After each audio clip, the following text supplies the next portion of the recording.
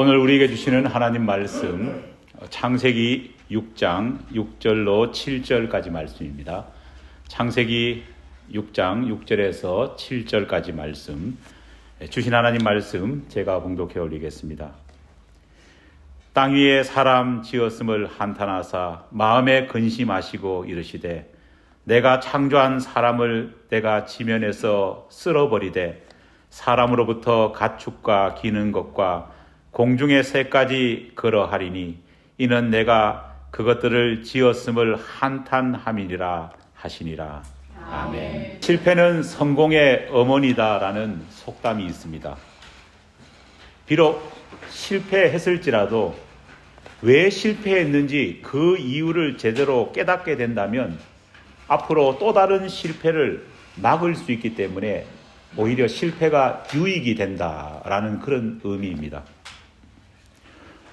오늘 본문 말씀은 인류 역사상 가장 큰 실패를 시작됨이 알리는 그런 서문의 역할을 하고 있습니다.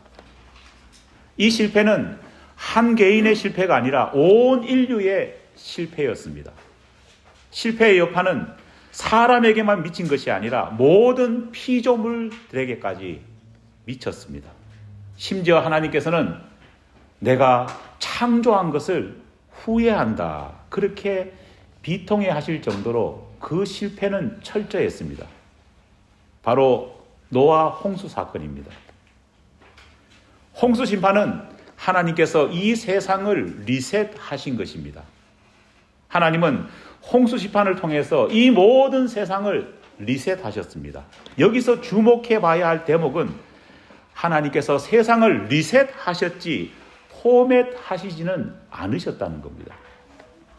여러분, 리셋과 포맷은 전혀 다른 것입니다. 리셋은 처음 상태로 되돌리는 것을 의미합니다.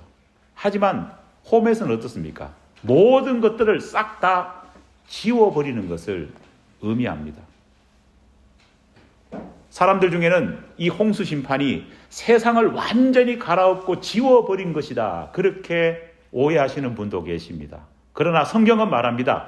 홍수 심판은 포맷이 아니라 리셋이다, 그렇게 이야기합니다.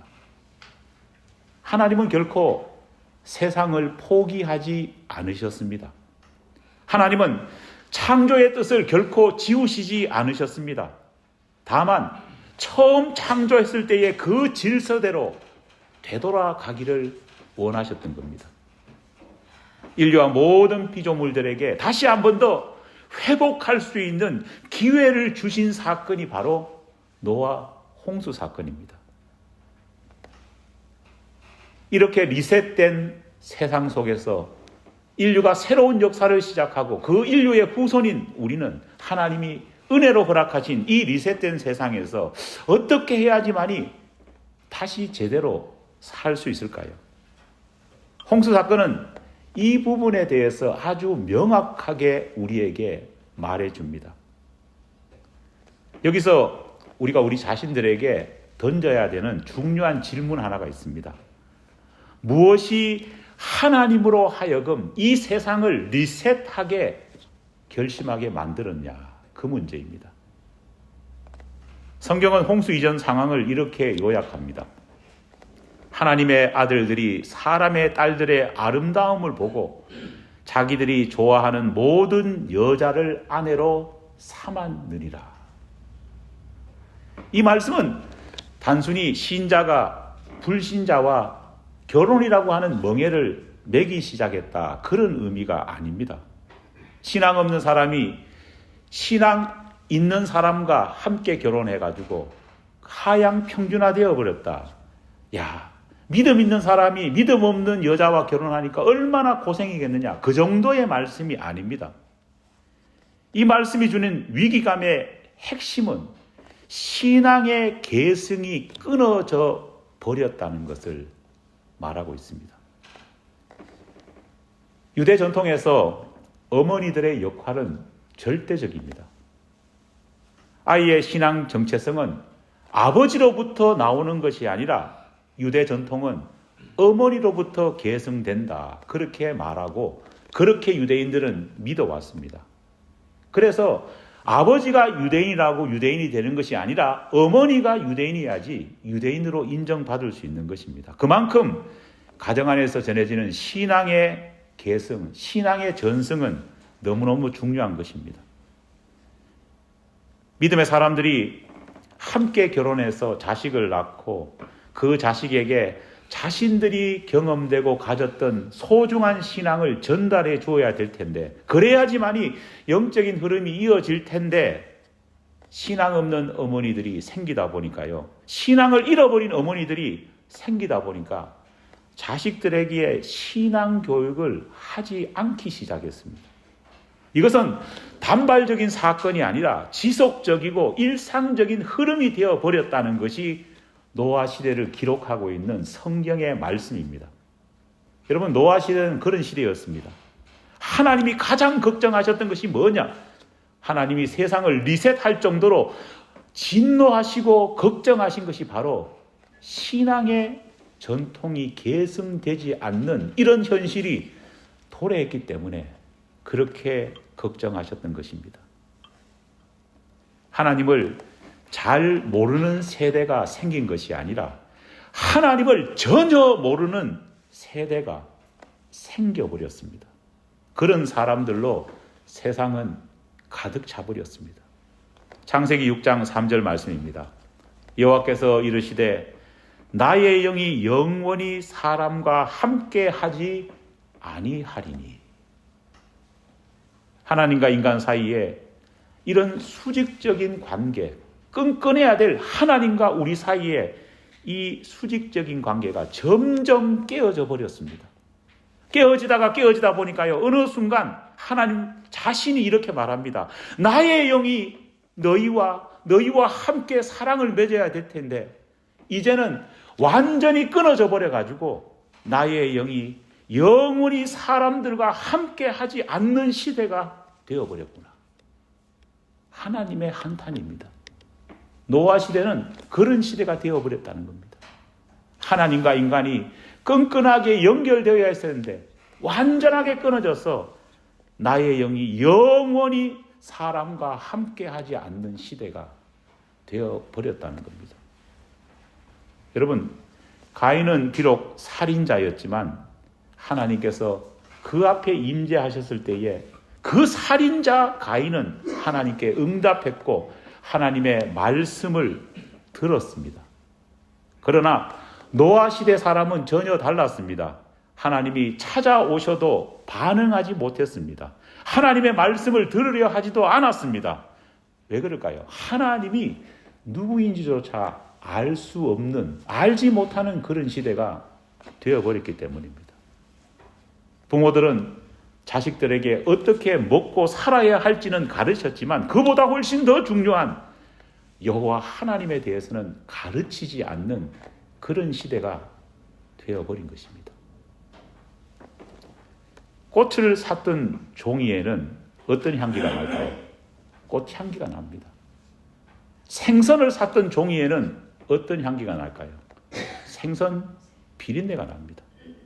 여러분, 우리의 자녀들은 우리를 감싸고 있는 종이와 같은 그런 존재입니다. 부모가 자녀들을 부둥켜 안고 어떤 일을 벌였느냐에 따라서 우리 자녀들에게 풍겨나는 향기는 분명히 달라집니다. 부모로서 저와 여러분은 어떤 향기를 자녀에게 심어 주었습니까? 예수 그리스도의 향기를 심어 주었습니까? 아니면은 비린내 나는 세상적인 죄악의 향기를 심어주고 있습니까? 우리가 꼭 기억해야 할 것이 하나 있습니다. 하나님의 심판은 죄인이 많아서 심판이 시작되는 것이 아니라 의인이 사라질 때 하나님의 심판이 온다는 사실입니다. 하나님은 소돔과 고모라를 두고 의인 10사람만 있다면은 내가 소돔과 고모라를 멸망시키지 않겠다 약속하셨습니다. 소돔과 고모라 속에 얼마나 악인이 많고 얼마나 더럽고 죄악된 일들이 많이 일어나는지 그것에 대해서 하나님이 말씀하시지 않았습니다. 하나님이 말씀하신 것은 단 하나입니다. 소돔과 고모라를 그래도 지키는 의인 숫자가 얼마냐? 여기에 하나님이 관심을 가지신 것입니다. 여러분, 작은 도시에 10명이 없어서 멸망당했습니다. 그런데 노아 시대를 생각해 보십시오. 작은 도시가 아닙니다. 이 온 세상에 하나님은 의인을 찾으셨는데 노아 시대에는 의인이 몇 명 있었습니까? 노아와 그의 가족들밖에 없었다는 겁니다. 엘리야 시대는 영적으로 암흑기였습니다. 선지자 엘리야조차도 하나님을 향해 하나님 나만 나이다. 하나님 나 혼자뿐이나이다. 그렇게 토로할 정도였습니다. 그러나 하나님께서는 그런 엘리야에게 이렇게 말씀하셨습니다. 내가 바알에게 무릎 꿇지 아니한 7,000명을 여전히 남겨두었다 말합니다. 여러분, 하나님의 심판은 죄인이 많아서 시작되는 것이 결코 아닙니다. 하나님의 심판, 하나님의 마음 아픔은 의인의 씨가 말랐을 때에 일어나는 것입니다. 그래서 우리가 함께 모여 예배드리고 함께 모여 기도하고 가정에서 믿음 안에서 자녀들을 잘 양육하는 것이 그래서 중요합니다. 이 세상을 붙들고 지켜나가야 될 마지막 불꽃의 의인이 우리가 되어야 함이 그래서 필요합니다. 사실 오늘 아침에 굉장히 열받았습니다. 이게 주일 아침에 열받으면 안 되는데 갑자기 미국 교회에서 눈이 많이 온다고 너희들의 안전과 보험 문제 때문에 예배를 드리지 말라고 그랬으면 좋겠다. 그렇게 편지를 보냈습니다. 왜 열받았느냐? 예배 드리지 말라 해서 열받은 것이 아니라 이 사람들이 우리를 어떻게 보는가 이런 생각 때문에 화가 났습니다. 본인들은 안전과 보험 때문에 예배를 안 드렸습니다. 그런데 우리 보고도 그렇게 했으면 좋겠습니다. 당신들의 코퍼레이션을 기대합니다. 이야기를 듣고 너무너무 슬펐습니다. 여러분, 우리의 안전, 우리의 보험, 예배 안 드린다고 그게 이루어질까요? 갑자기 그런 성경 말씀이 생각났습니다. 시편의 말씀 아닙니까? 나를 안전히 거하게 하시는 분은 누구라고요? 여호와입니다. 눈이 오는 날 목회자가 그런 생각을 한다면요, 그것보다 더 슬픈 교회는 없을 겁니다. 목회자가 눈이 오면은요, 우리 교인들이 안전하게 하나님 교회에 올 수 있도록 지켜주시옵소서 그렇게 기도해야 되는데 목회자가 눈이 오면은 저 교인 안 올까? 이 교인 안 올까? 제발 저 교인이 왔으면 좋겠는데 이것 놓고 기도한다면요, 그보다 슬픈 일이 어디 있겠습니까? 여러분, 안전, 세이프트, 보험, 인슈어런스 그거 생각했다면은요, 새벽 미명에 막달라 마리아와 다른 여자들이 예수님의 무덤을 찾아갈 수 있었겠습니까? 얼마나 위험한데요, 그죠? 그거 생각했으면은 아브라함이 본토 친척 아비 집을 떠나라 하나님이 명령했을 때에 떠날 수 있었겠습니까? 얼마나 위험한 건데요. 신앙은 위험한 겁니다. 신앙은 두려운 겁니다. 그럼에도 불구하고 나아가는 것이 신앙의 핵심 아닙니까? 전에도 설교를 통해서 말씀드렸듯이 요즘 우리 크리스찬들은요, 너무 생각이 많습니다. 본토 친척 아비 집을 떠나라는 하나님의 말씀을 듣고도요, 떠나기 전에 이거 확인해 봐야 되고 저기 확인해 봐야 되고 이거 확인하고 저거 확인하다 보면 결국은 어떨까요? 시간 다 지나고 나서 결론은 뭘까요? 본토 친척 아비 집을 안 떠나는 것이 맞다. 그런 결론을 가지게 되는 것입니다. 여러분, 노아라는 촛불 하나가 있었기 때문에 세상이 포맷되지 않았습니다. 만약 노아 시대에 노아라고 하는 촛불 하나라도 없었다면 하나님은 분명 이 세상을 리셋하신 것이 아니라 포맷시켰을 겁니다. 인류가 멸망당하지 않고 다시금 소생하고 다시 시작할 수 있는 기회를 얻을 수 있었던 것은요, 노아와 같은 의인들이 남아 있었기 때문입니다. 우리 교회가 어떤 교회가 되어야 될까요? 우리 교회가 노아와 같은 마지막 촛불을 태우는 교회가 되어야 할 줄 믿습니다. 저와 여러분이 그런 의인의 역할을 이 뉴욕 땅에서 감당해야 되지 않겠습니까? 수직적인 관계가 무너지면요, 반드시 또 뭐가 무너지느냐? 수평적인 관계도 무너질 수밖에 없습니다. 홍수 심판이 시작될 그때에 세상에는요, 하나님과 인간 사이의 수직적인 관계도 무너졌지만은 인간과 인간 사이의 수평적인 관계도 완전히 붕괴되어 있었습니다. 성경은 그 시대를 이렇게 표현합니다. 포악함이 땅에 가득하였더라. 이 포악함이라고 하는 단어, 히브리어로 포악함이 뭐냐? 우리가 그렇게도 많이 들었던 하마스라고 하는 단어입니다. 폭력, 억압, 강탈을 의미하는 단어입니다. 그 시대의 사람들이 얼마나 겁박하고 폭력으로 일삼는 그런 시대였으면요, 하나님께서는 노아의 시대를 하마스다, 그렇게 이야기하고 있습니다. 하나님께서는 사람들이 서로 사랑하고 서로를 위해 주기를 원하셨지만 사람들은 어떻게 되어버렸냐? 서로 공포를 조장하면서 두려움과 공포에 기반해서 서로를 지배하려고 하는 그런 시대가 되어버린 것입니다. 여러분, 깡패들이 왜 등에 막 용문신 이런 거 하고 다닐까요? 그것은 공포를 조장하기 때문입니다. 그렇죠? 내가 이만큼 무서운 존재니까 날 건드리지 마라. 그러면은 옆에 딴 동네 깡패는 어떨까요? 더 큰 거를 그려야 되죠, 그죠? 그렇죠? 앞판에도 그려야 되지 않습니까? 그러면은 또 이웃 동네에 다른 깡패는 어떨까요? 여기만 그리면 안 됩니다. 온몸에 다 그려야 됩니다. 공포가 기반된 사회는 이렇습니다. 하나님은 사랑을 원하셨지만은 노아 시대 사람들은요, 공포에 기반해서 자신만을 위한 삶을 살려고 했습니다. 제가 교육학을 공부해 보니까요, 저는 교육학에 그렇게 눈뜬 사람은 아니지만은 교육학 공부해 보니까 세상에는 교육의 방법이 크게 두 가지가 있는 것 같습니다. 그것이 뭐냐? 첫 번째는 당의 교육이고 두 번째는 상의 교육입니다. 당하니까 당뇨하고는 관계없습니다. 예. 당의 교육이란 마땅할 당자로 표현되는 교육 방법입니다.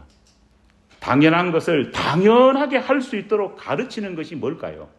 교육의 기본입니다. 성경에 나오지 않습니까? 잠언 22장 6절에 보면 마땅히 행할 길을 아이에게 가르치라.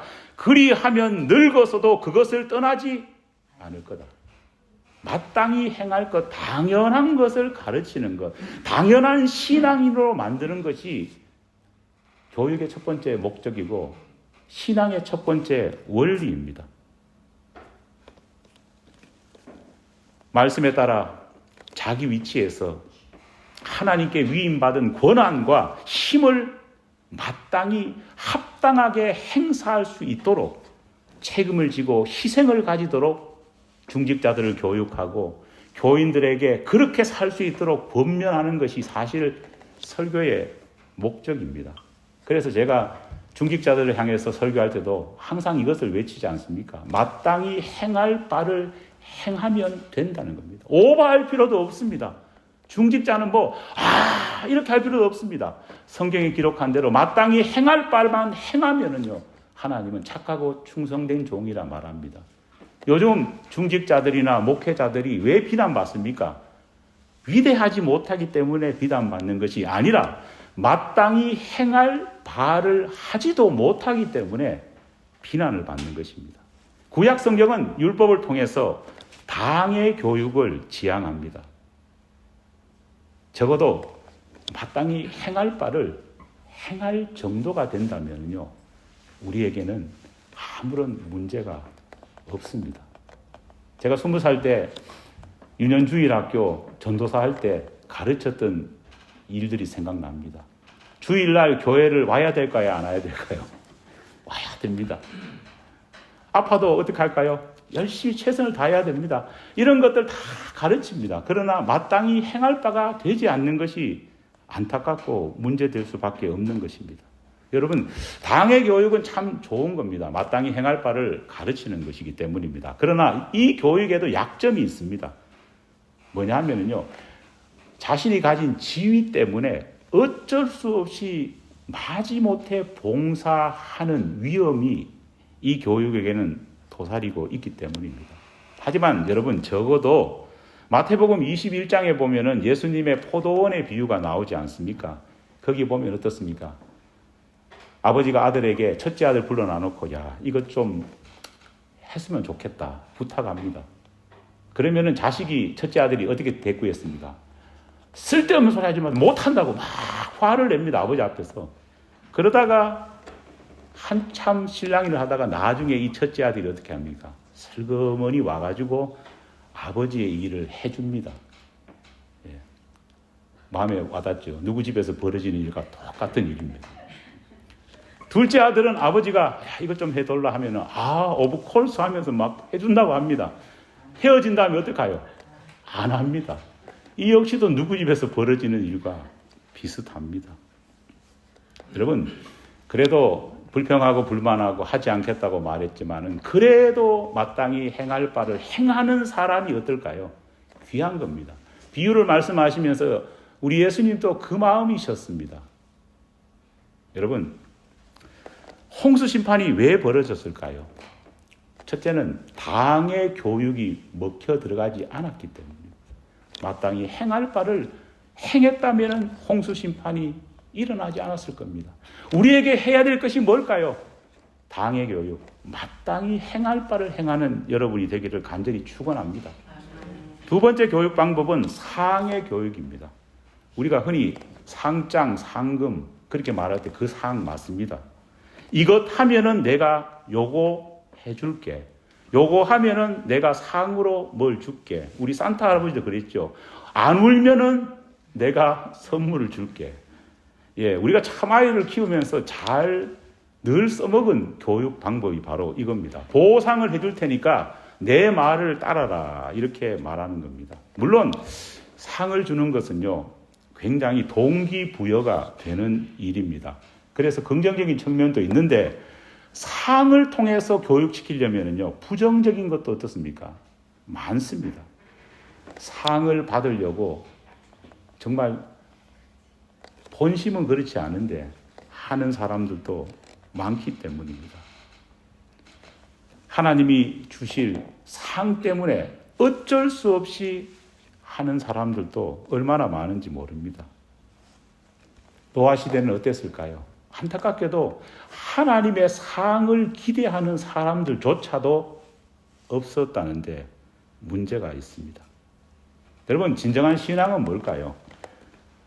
당에 의해서 움직여지는 신앙, 상에 의해서 움직이는 신앙이 아니라, 오늘 우리 운영위원이 어떻게 그렇게 노래를 잘 정하셨는지 모르겠지만, 은혜 안에서 움직이는 신앙이 가장 좋은 신앙입니다. 당연한 것 하나 없어도 은혜 아래서 감격해서 움직이는 신앙이 좋은 신앙입니다. 받을 상과 이익이 내 신앙의 동력이 되는 것이 아니라 하나님의 뜻을 이룬다는 그 대의가 내 힘과 내 신앙의 동력이 될 때, 그것이 바로 좋은 신앙이 되는 것입니다. 그 암울한 시대 속에서도 노아가 선택받은 이유가 뭘까요? 노아는 은혜의 신앙을 가지고 있었기 때문입니다. 사랑하는 성도 여러분, 새로운 한 해를 시작하면서 여러분들에게 묻습니다. 나는 지금 체면 때문에 억지로 신앙생활하고 움직이는 사람은 아닙니까? 나는 마지막 날 하나님이 내게 주실 보상 때문에 순종하는 척하고 있는 것은 아닙니까? 아니면 정말 하나님이 말씀하신 것처럼 나는 당연한 하나 없듯이 그렇게 은혜 안에서 신앙생활을 감격 속에서 하고 있습니까? 노아 한 사람이 세상을 살렸습니다. 포맷될 수밖에 없는 세상을 그래도 리셋되게 했습니다. 오늘 하나님은 여러분 한 사람 한 사람을 통해 이 시대를 살리고 가정을 살리고 시대가 심판으로 나가는 길을 그래도 막기를 원하십니다. 2026년 우리를 움직이는 유일한 에너지가 오직 하나님이 주시는 위로부터의 은혜가 되기를 간절히 축원합니다.